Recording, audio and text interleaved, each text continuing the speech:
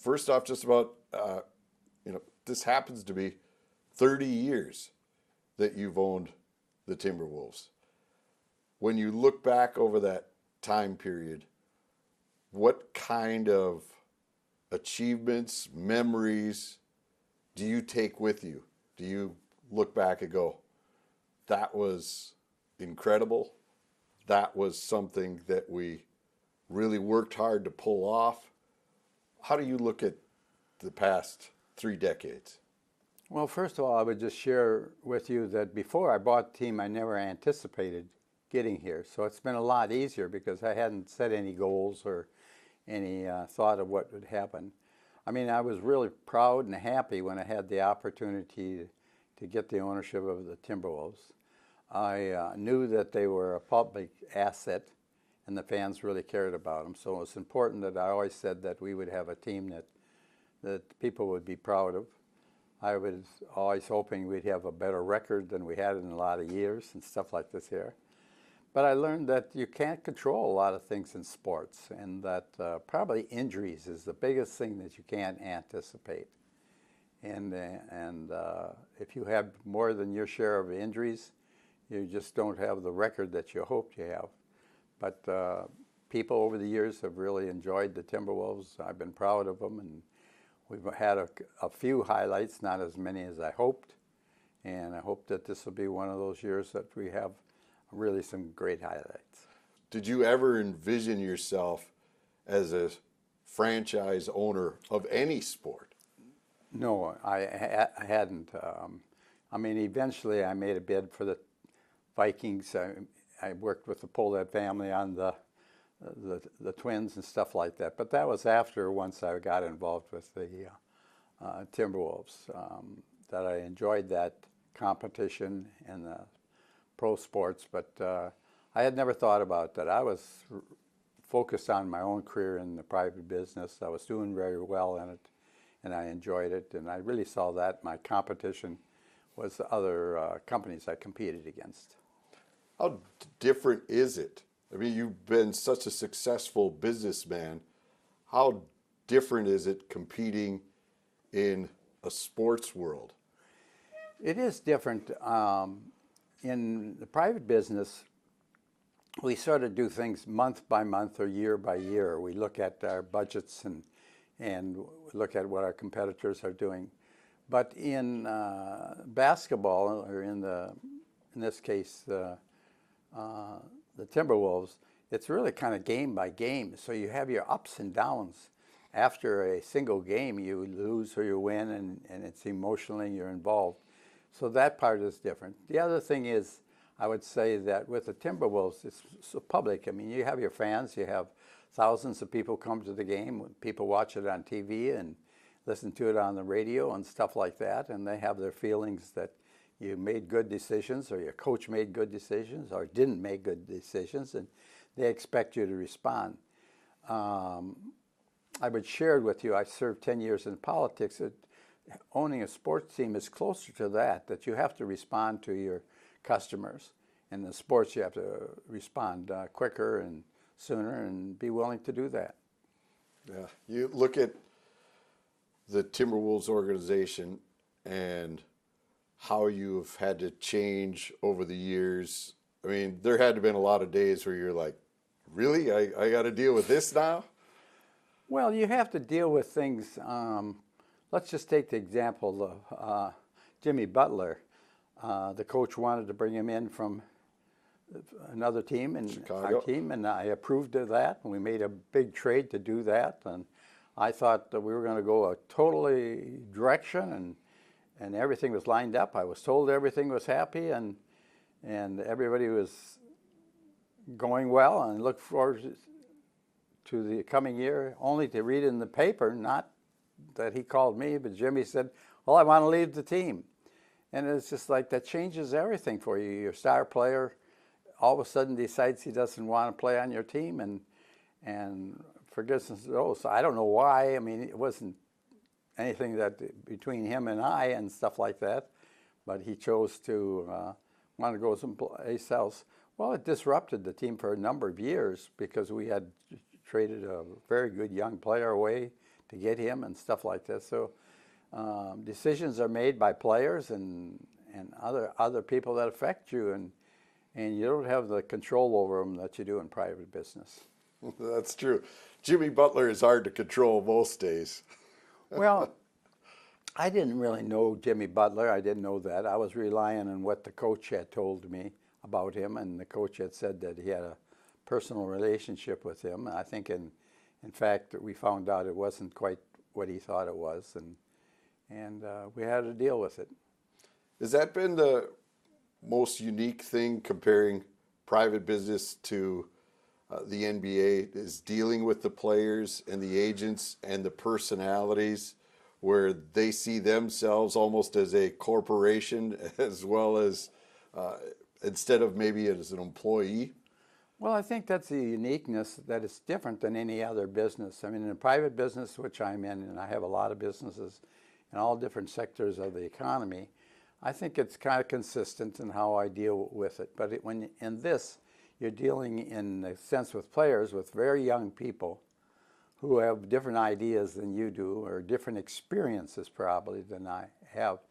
And you have to deal with it. It may not seem logical, but you have to deal with youth and stuff like this. You have to deal with a lot more emotional things. As I indicated earlier, you have to deal with injuries. Some players can be injured slightly, and they get back on the court and play right away. They just kind of play through it. I remember, Kevin McHale was one of my first employees, and I spent a lot of time talking to Kevin about that. And he played through, he hurt, he had bad knees and stuff like that. So he just played through it. Nowadays, you have certain players that don't want to play until they're 100% ready to go back on the court.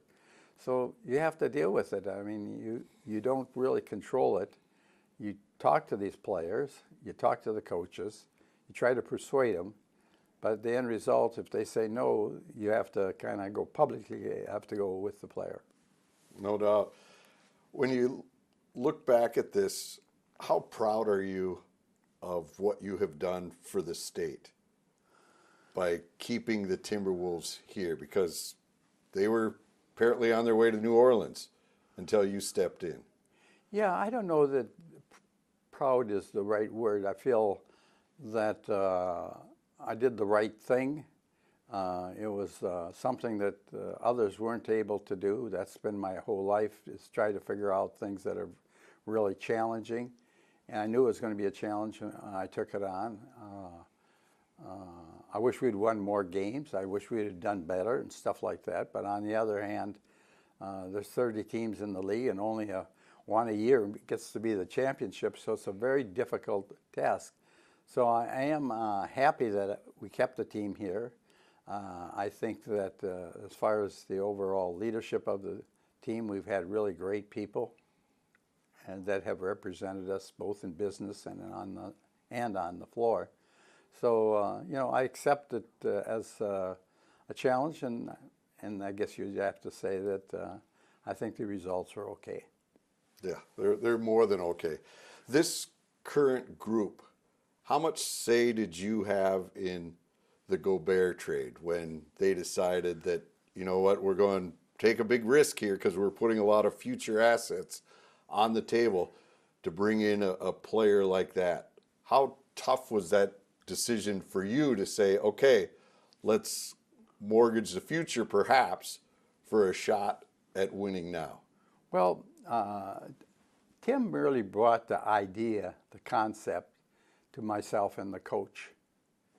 But it wasn't just Rudy. He had another center in the league that was also available, and a pretty good center.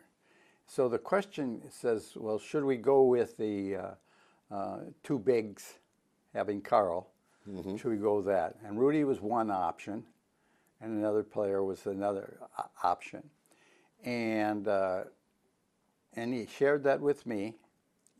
These are the options. What do you would mean? These are the draft choices we'd have to give up and this type of stuff. I, in turn, then spoke with the coach and asked the coach, what was his thoughts? Did he think he could play with it and play with these two big players? he had a plan. He told me he was comfortable with it. And then we kind of talked about it. And it kind of ended up with Tim and the coach saying their first choice would be Rudy.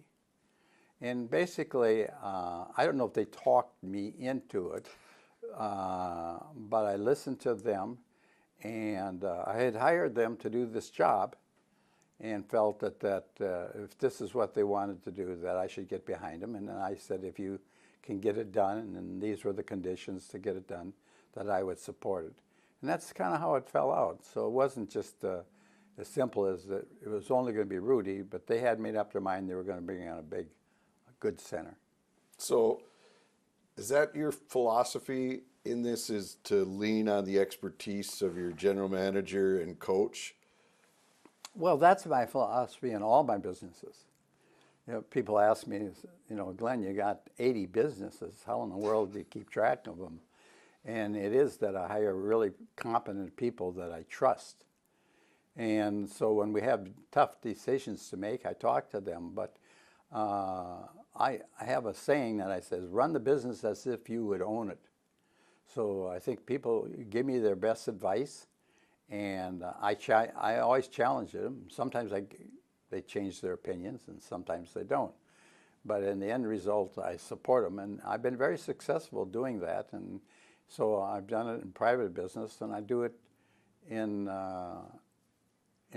basketball. I mean, I talk to the coach. I talk to Tim quite often about trades or what they want to do or stuff like this here, but I certainly listen to their advice.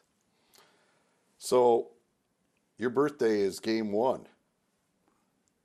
You're correct. 83. You're correct. What's the future for the Wolves now? Well, the future is what I anticipate doing, if I can work everything out the way I am planning on it, is I'll just continue to keep the ownership. I'll have the controlling ownership, and just keep on running them and stuff like that. We have a plan that upon my death, we have a plan of what will happen, but they'll stay in Minnesota and they'll be controlled by my family. That's number one, though, to keep this team in Minnesota. Absolutely, and I think when we get it laid out exactly what we'll do, people will see that they're going to be here for a long time.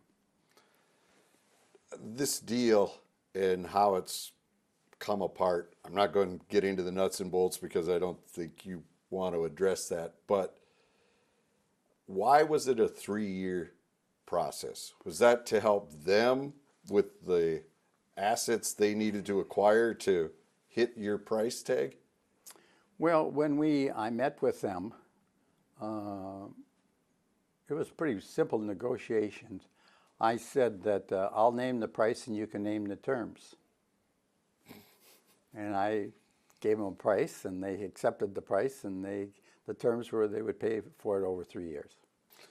Now that it's hit this snag, some people have said some not nice things about you and saying that you're pulling the rug out on them.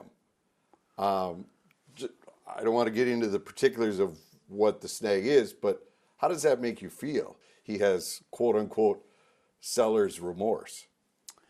I don't think that's the case. I think that we had a contractual agreement, and the agreement said that they, in the first 2 years, they would come in as limited partners, and how they would present their ability to be limited. And that's a lot easier process to do that. And they did that, and they were off a little bit in some of the things, and I changed things so that they could get it done.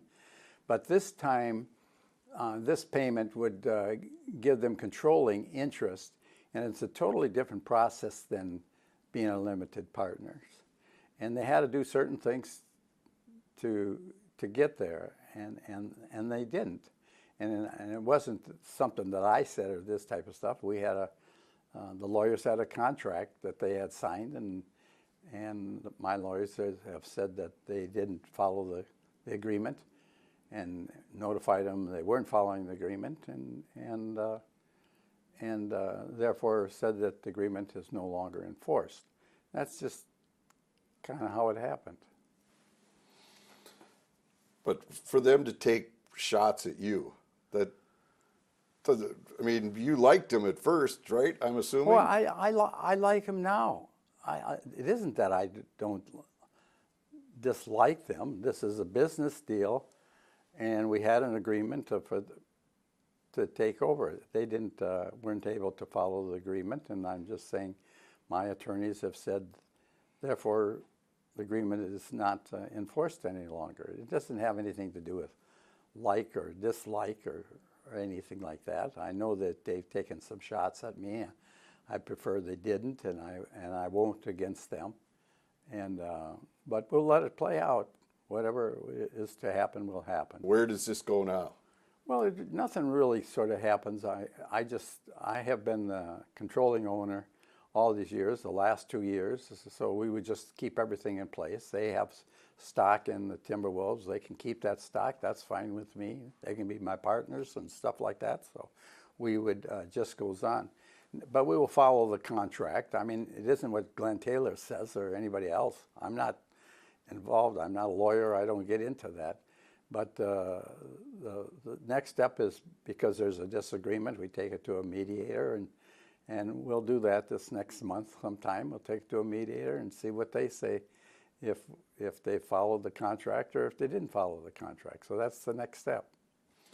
How much does winning and losing affect you? We know what it does to fans, but how does it affect you when the team is eliminated, when the losses pile up? How much does that take you down, and on the drive back here, you're just like, how did this happen? Well, I think that's a good question. I'm just a very competitive guy, and I always have been. When I was a young person, and I went to a small community, so I played football. I was a quarterback, and I wanted to win. I was a point guard. I wanted to win. I was in track. I ran the 100-yard dash. I always wanted to win. I never was happy for second place. So I have to be truthful to you that I'm really a fan of the team, and if we lose, I don't mind losing to a really good team if we play well. I respect that I'm not going to win all the time, and I'm okay with that. If the players on our team play hard as they can and they lose to a better team, I'm okay with that. But it bothers me greatly when we lose to a team that I know we're better than them. We just didn't put the effort in. So I'm not against calling the coach and talking to the coach and talking. I never criticize the coach, but we talk about what in the world were we thinking when we played the third quarter or something like this here and stuff like that. I think owning the Timberwolves is perhaps as big a challenge as any business deal you've done, because it's so public and it's so there, and you're competing against the best in the world. It is. We should include the Lynx in that. Absolutely. I mean, it's something that when they said they were going to have a girls' team, I thought, we're part of Minnesota. We should have a women's league and stuff like this here. We've been more fortunate in that we've won the championship a number of times, and we have a great coach, our coaches, assistant coaches, and everybody. And so that has been just a joy to bring that to Minnesota and stuff like that. I'm especially excited about it because that appears to be a growing interest among people, the women's sports. So that's part of it, On a sidebar, when Bill McGuire asked me to join him in buying the loons and stuff, so I'm a part owner of this type of stuff. So my interest is winning in everything, and if I can be helpful to organizations, I'm going to do it. I mean, God gave me the skill set to have some very profitable, good businesses, and I take that money and reinvest it back into Minnesota. Have you ever wondered how the Lynx were able to win 4 championships and then the Wolves haven't been able to have that same success? Because I'm assuming you run both organizations almost mirror images of each other. Well, a lot of the stuff is the same thing. We did it with the Lynx because we got some of the top players in the draft, and we just got them together. And then we brought in Lindsay, a kind of a trade. We brought her in, and we just put together a group of women that could play together and stayed together, and they just didn't get injured. They just played every year at a top level. So we've done that with the Timberwolves. We went out and, if you look at our team, we went and got some young players that have now developed. If you look at it, I think about half our guys are young guys, and then we brought in a couple of veteran guys to kind of keep it going good. We did the same thing for the women's team. We brought in a couple of veteran people to help us through that. So we're trying the same thing. So if I can kind of get through this without injury, we're on the same track, and we'll just have to see. This wouldn't, if we do it right, and this is why I think it's really important, where I want to keep control of the team. If we do it right, I'm looking at we can do this for the next 5 years. This isn't a one-year program. If you look at the age of our players and how we've signed them for the long term and stuff like this here, that's kind of how I'm looking at it. I don't want to say that this is a 24-year special. This is a 24-year first year. Well, we thought last year was, but then Carl got hurt. Yep. And so I see this because of the age of the players and the signing of who we've signed and stuff, it's probably a 5-year run. So that means the team stays together. Well, if I control it well. I mean, that's the whole purpose. And you say, well, is that logical? And you say, well, Glenn, you're 83 years old. What else would be logical? I mean, I'm at the end of my career, so I want to finish it out at the top. I mean, it's just, I don't have to tell you a story. You can believe that. You say, well, that's the way you'd want to finish it, wouldn't you? And I would say yes. Well, I think if I look back, to get to the championship and to get to in the playoffs is unique. It's different than anything else. And I think that time when we had Garnett and Sam and all that whole group here, and Wally and stuff like that, well, we got to the finals, but then all of our guards got hurt. We didn't have, and Fred Hoiberg had to play guard. We have that. That run, I think, was special. So that, I hold that really high. That's kind of how I look at this year. I'd like to have that feel again. The length runs to the championship because I went to all those games and stuff like this here. Getting to the championship is really unique and stuff like that. So I would say that, yeah, I think anytime you get into the finals or get close to the end and you're one of the teams, it's really exciting. I don't really think it's one player. I think we'd like to say it's, it's LeBron James or stuff like this here. But I think it's that you got to surround that player or two with other people who complement him just right. I think that's why it's really difficult for the VP of basketball and the coach to make sure that they get the right people with the right personalities to do it. I mean, you have to have a star player. And what does the star player do? When the game is tying at the end, somebody's got to take that shot. Well, there is a person on the team that's more confident than anybody else that he or she is going to make that shot. And you want that person to do that. But to get there, they don't get there to the tie to the end all by themselves. And you got to have those other players that play their role and they complement the thing. So that's why I'm saying I think it's the same as business. I have some really great leaders, but my really great leaders have surrounded themselves with other very competent people that help them. So a person that's really good in operations needs somebody who's really good in finance. They need somebody who's really good in sales. So basketball, to me, is exactly the same thing. It's a team sport, and you have other players who complement them. So there isn't one magic thing. It's kind of a humble jumble little puzzle that you put together, and hopefully you do it right. Has it been perplexing to you that you had that group with the KG group and how they made that run, and you haven't been able to replicate that all these times? How frustrating has that been at times that you think, okay, these are the pieces, we got it here, and then somehow it didn't pan out? Well, it is very frustrating because I think sometimes you could see exactly what you need to do to get it right, and yet you can't control it. The player decides to do something that's completely different. And you'd like to say to the player, well, you're making the wrong choice. I mean, I remember dealing with Stephen Mulberry, and that we wanted him on our team. And he would compliment KG. And I think he would have and stuff like this here.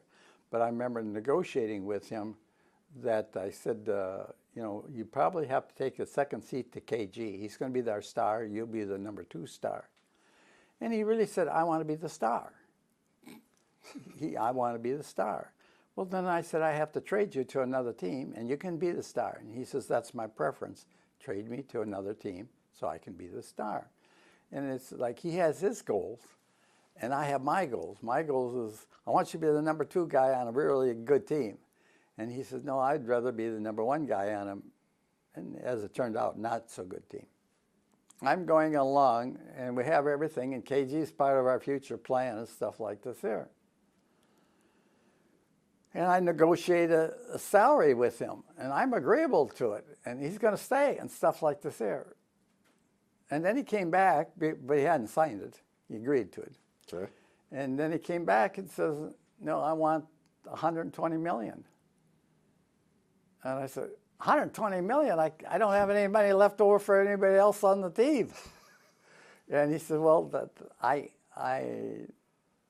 that's what I can get. And I have another team that'll give me that. And I knew who it was. And they'll give me that, so you have to do that. So I took it to the board, all my partners, my limiteds, and said, well, I'm not going to make this decision by myself. We're going to all vote on it. And they all voted to go ahead and pay him that money. So we paid him the $120 million. That was the first big thing. And then, you know, the NBA changed the whole system so that you couldn't do that. But he got his money. And it made a big difference in us because it slowed us down for a while because we had used, in those days, so much of our cash for his pay. And if we could have done it, I don't know what it was, 80 or 90 million or something. I mean, it would have given us money to put some other good guys on the team. How about your personal relationships with the players, like Anthony Edwards? How much have you conversed with him? I try to get to talk to all the players and stuff like that, but I don't talk basketball with him. In fact, of different players, I like to talk about their family and things like that, and they seem to enjoy that. Personally, to answer your question, winning a championship, I feel really great about that. But I don't think it makes me one of the. I think the recognition from the other owners is probably more important. And you can answer Jim. No, I think when you look at life and stuff, the money is not the most important part. I think you want to be the best. I think that's really important, that you're competitive and you want to be the best. So I look at that in sports. I look at that in all the business I'm in, that you want to be the best. And that means a lot of things. That means how you treat your employees, being the best, how you treat your customers and stuff like this here. And if you do all of those things right, one of the rewards sometimes is profitability. And that's a kind of a side thing. And in my case, it doesn't always work out that way, but many times what I have done to be the best has turned out to be very rewarding money-wise. So I have been very successful in both ways. But I don't think it starts out with money. You've been very forthcoming. We appreciate it. So thank you very much. Well, good luck to you.